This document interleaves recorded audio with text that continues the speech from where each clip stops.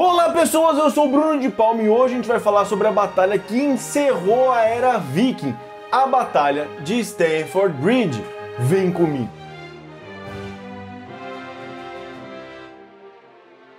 Aê pessoal, vamos falar hoje aqui da batalha então que acabou com os vikings, a última batalha viking, a Batalha de Stamford Bridge, que aconteceu lá na Inglaterra em 25 de setembro de 1066, na data de hoje, sendo aí a última invasão viking da história, que marcou também, como eu disse, o fim da Era Viking. Essa batalha marcou também aí o fim de um dos maiores vikings da história, o Harald Hardrada, mas a vitória inglesa sobre os vikings não foi absoluta, porque eles caíram dias depois, e a gente vai ver tudo isso hoje. Mas antes, já sabe, curte, comenta e compartilha esse vídeo para ajudar o Caverna Medieval a crescer. E aqui eu só quero agradecer todo mundo que o Caverna Medieval está crescendo.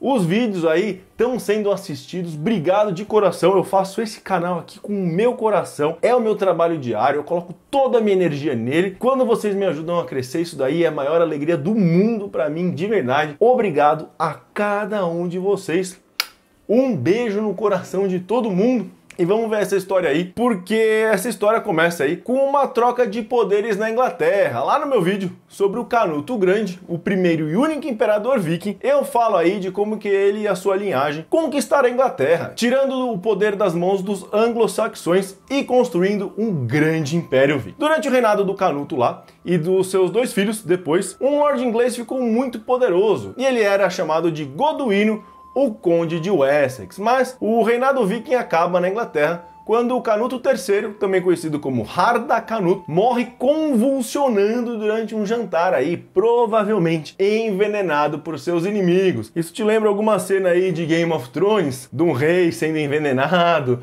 num jantar? Pois é, Game of Thrones pega muitas referências da história inglesa, olha que da hora. Tô falando então que a história é uma novela mexicana medieval e às vezes a realidade imita a arte, ou ao contrário, a arte imita a realidade. Olha que louco. O que acontece aí é que a linhagem do Canuto não tinha mais ninguém, esse cara que morreu aí envenenado não tinha herdeiros. Assim volta ao poder um rei anglo-saxão, Eduardo o Confessor, que era filho do antigo rei lá atrás, que tinha enfrentado as invasões vikings do Canuto e do seu pai, o Barba Bifurcada. Já falamos deles aqui em vários vídeos sobre os vikings, inclusive no vídeo do Canuto e do seu papai, Barba Bifurcada. E ele era filho de uma mulher muito famosa, o Eduardo o Confessor, a Emma da Normandia. Quem viu Vikings Valhalla, aquela merda de série, pelo menos sabe aí da existência da Emma da Normandia. Mas a Inglaterra tá uma zona. Vai viking, volta viking, e ainda esse Eduardo promete que um normando vai ser o seu sucessor, o Guilherme, duque da Normandia, que é um ducado na França. Quando esse rei morre, em 1066, imagina a zona que fica,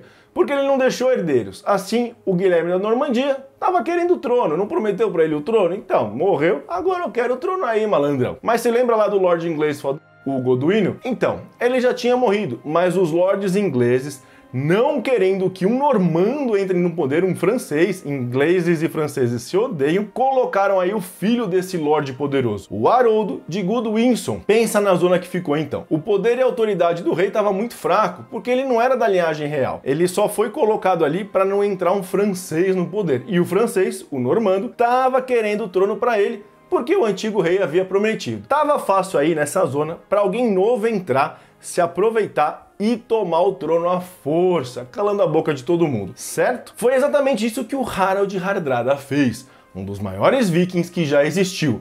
Ele era rei da Noruega, viu essa confusão toda e pensou, bom, é a minha chance de tomar a Inglaterra de novo para os vikings e refazer o Império do Mar do Norte, porque o Harald Hardrada tinha uma rixa aí gigantesca com o Canuto. Então pensa, pô, o Canuto era o grandão lá, o imperador? Agora eu que vou ser o imperador desse negócio aqui. Vou deixar então o vídeo do Hardrada para você entender tudinho depois. Com a nomeação do cara da nobreza, o Haroldo, o Guilherme da Normandia ficou putaço e começou a reunir sua frota lá na costa da França, no norte da França, ali na Normandia. Claro que o rei inglês ficou sabendo e já começou a se preparar para uma invasão normanda pelo sul, indo direto para Londres para proteger a capital. Na verdade, ele já estava por ali, mas as suas forças começaram a ir para Londres, para o sul, para proteger a capital dos normandos. Mas é aí que o Harald Hardrada, o viking, usou essa oportunidade na surdina, preparou suas tropas ali na Noruega e invadiu pelo norte, bem longe das forças inglesas que estavam reunidas lá no sul para se defender dos normandos. O Hardrada já tinha um currículo aí militar impressionante durante toda a sua vida. Ele lutou ao lado dos bizantinos, foi um general na Rus de Kiev,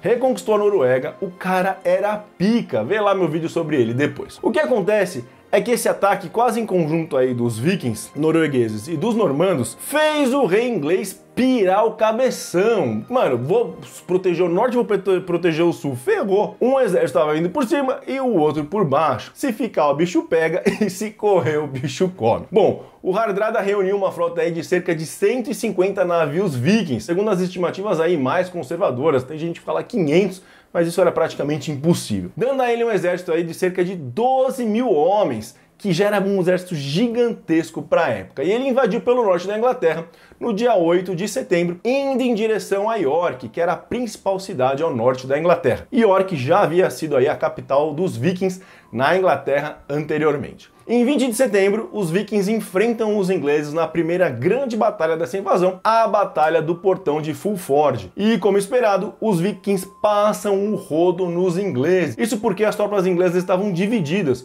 O rei ainda não havia conseguido chegar ao norte com a sua elite do exército, os famosíssimos Huscarls, que a gente vai fazer um vídeo ainda no canal sobre eles. Então coube aí aos lords do norte segurarem os vikings, e eles não conseguiram. Em 24 de setembro, Hardrada toma a cidade de York. Tanto os defensores ingleses quanto os invasores vikings estavam armados aí com espadas, grandes machados, chamados também de machados daneses, e lanças. Os mais bem equipados usavam uma camisa de cota de malha chamada de hauberk. Uma proteção adicional era fornecida aí por um capacete cônico, que às vezes tinha aí uma guarda nasal, e toda essa armadura aí era muito comum na Idade Média durante esse período. Ingleses, normandos, escandinavos, todo mundo usava praticamente a mesma armadura e as mesmas armas também. E eles usavam o famoso e muito característico escudo redondo da infantaria. Esse escudo redondo aqui, ó, que é muito famoso. Não era assim, esse não é muito histórico, mas praticamente esse escudo aí. E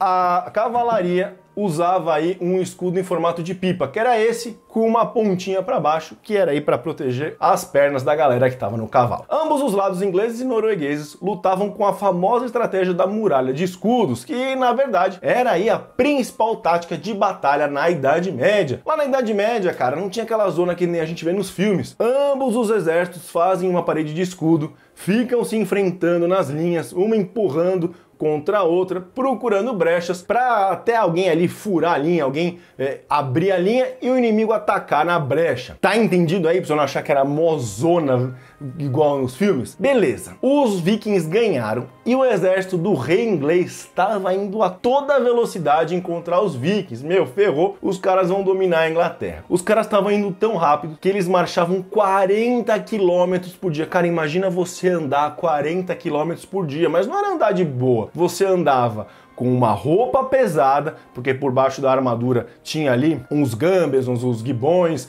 e roupas com bem acolchoadas, porque não adianta você proteger só do corte, não está aqui, mas o golpe do machado, vamos pegar o machado. O golpe do machado não era só cortar, mas o impacto quebrava crânios, quebrava costela, quebrava braços. Se você não tinha uma proteção grossa de tecido, você ia se ferrar. Então os caras tinham uma proteção grossa de tecido, tinha a cota de malha, tinha o capacete, tinha o machado, tinha o escudo, tinha a espada, tinha a lança, tinha tudo que tinha que carregar ali para viver ali na marcha. Imagina você caminhar 40 km por dia com esse peso. Cara, os caras chegaram no norte extremamente cansados, derrotados, esgotados. Mas eles foram tão rápidos, que pegou o Hardrada e os vikings de surpresa. Então, mesmo cansados, os ingleses tinham aí a vantagem dos vikings estarem despreparados assim que eles chegaram. O encontro dos grandes exércitos, do inglês e do viking, aconteceu perto da cidade de Stamford, em um terreno plano, cortado por um rio, sendo que a única passagem entre as partes aí planas era uma ponte. De um lado estavam os vikings e do outro lado os ingleses que estavam chegando. Por isso é chamado da Batalha da Ponte de Stamford, ou Stamford Bridge, porque a batalha praticamente aconteceu em cima de uma ponte. O grande problema para os vikings era que o Hardrada achava que facilmente iria derrotar os ingleses, já que ele estava passando o rodo até ali. E o rei estava preocupado com os normandos. Ele falou assim, pô, o rei inglês está preocupado com os normandos, ele nem vai ligar para mim direito, ele nem vai ver aqui, ele nem vai conseguir me pegar. Vamos fazer assim, vamos tirar as armaduras, vamos só com roupa leve, coisa leve, pra gente conseguir chegar a Londres o mais rápido possível, atacar de surpresa e derrotar todo mundo. Só que o Hardrada não esperava que ele iria ser surpreendido pelos ingleses. Então, quando o exército inglês encontra o Hardrada, o seu exército tá sem armadura, praticamente só com a roupa do corpo.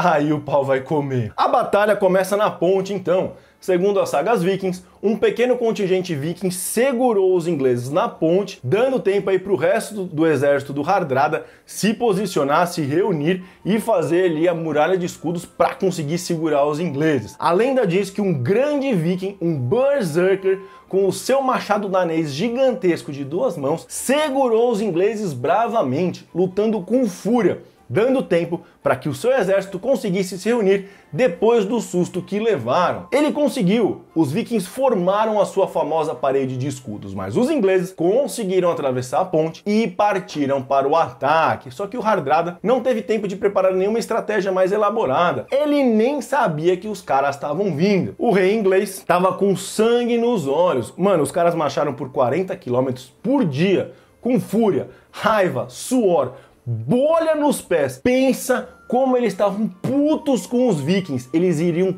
trucidar cada vikingzinho que eles encontrassem pela frente. E a batalha durou horas. O Harald Hardrada lutou bravamente na linha de frente, como um viking berserker, incentivando seus homens e segurando as linhas de escudos, mas até ele estava sem sua cota de malhas, usando apenas a sua túnica azul. Então, no meio da batalha, ele é atingido por uma flecha e cai morto ao chão. Seus homens perderam seu rei, seu herói, o seu comandante. Assim, não conseguem mais segurar as linhas e os vikings são dizimados pelos ingleses. A crônica inglesa do século XIII, chamada de A Vida do Rei Eduardo, diz aí que a batalha foi tão feroz que o rio estava cheio de cadáveres e a batalha foi tão violenta que esse rio ficou vermelho com o sangue dos vikings, tão vermelho que o sangue chegou ao mar, estendendo a vermelhidão por quilômetros no oceano. Os restos dos vikings caídos em batalha foram deixados para apodrecer no campo de batalha, com ossos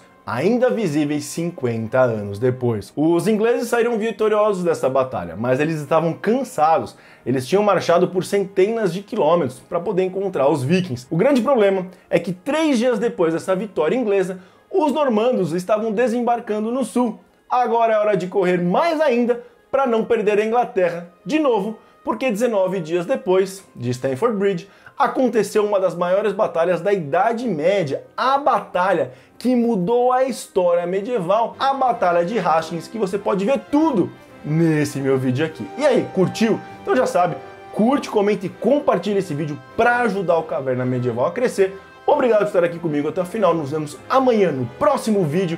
Falou!